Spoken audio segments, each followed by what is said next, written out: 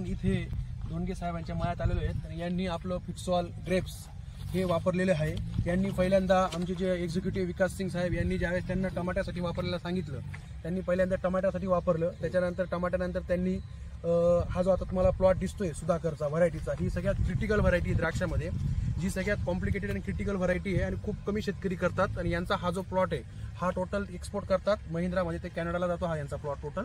आणि ह्या प्लॉटला त्यांनी एप्रिल कटिंगला सुद्धा आपलं फिक्सॉल वापरलेलं आहे। तुम्ही बघू शकता इथं बॅग पण दिसत असेल खाली, एप्रिल कटिंगला त्यांनी वापरलेलं आहे। शिवाय त्यांनी आता कटिंग झाल्यानंतर आपली छाटणी केल्यानंतर पण त्यांनी हे वापरलेले आहे। दोन शब्दात ते त्यांचा अभिप्राय आपल्याला सांगतील। सर धोंडगे साहेब तेवढं तुम्ही सांगा। नमस्कार, माझे नाव शिवाजी निवृत्ती धोंडगे, राहणार माथुरी।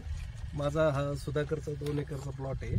तर याला मी म्हणजे जसं हे लॉन्च झालं फिक्सॉल ग्रेड, म्हणजे या लॉन्च झाल्यापासून मी जूनमध्ये लॉन्च झाल्या आणि मी एप्रिललाच त्याचं हे 5-5 किलोचे ॲप्लिकेशन करून अशा 1-2 बॅगा सोडलेल्या आहे ह्या प्लॉटला।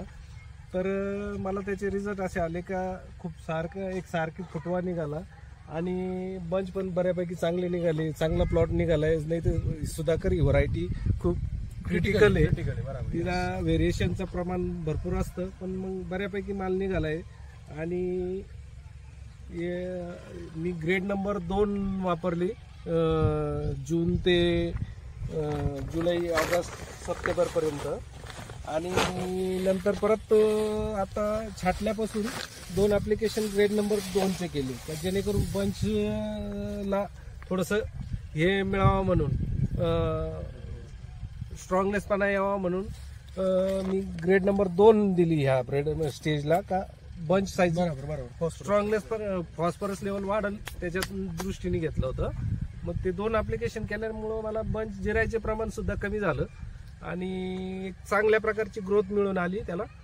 आणि तुम्ही बाकी इतर शेतकऱ्यांना म्हणजे काय सांगू, म्हणजे याच्यात कसं पूर्ण मायक्रोन्यूट्रिएंट आपण सगळ्या प्रकारचं जर फिटसॉल मध्ये मिळतंय, मायक्रोन्यूट्रिएंट आणि कॅल्शियम वगैरे बऱ्यापैकी, सल्फर वगैरे सगळंच मिळतंय, तर मग बाकीच्या सगळ्या गोष्टी अशा थोड्या कसं आहे, शेतकऱ्यांना केमिस्ट्री बसत नाही का कॅल्शियम किती घेतलं पाहिजे, सल्फर किती घेतलं पाहिजे, 1261 किती घेतलं पाहिजे किंवा 13-045 ह्या गोष्टी कॉम्बिनेशन शेतकऱ्यांना बसत नाही। 5-5, 10-10 किलो कोण अंदाधुंदी सोडतं, कोण अर्धी बॅग सोडतं, कोण 10 किलो सोडतं, कोण 5 किलो सोडतं, पण ते म्हणजे असं कॅल्क्युलेशन बसत नाही।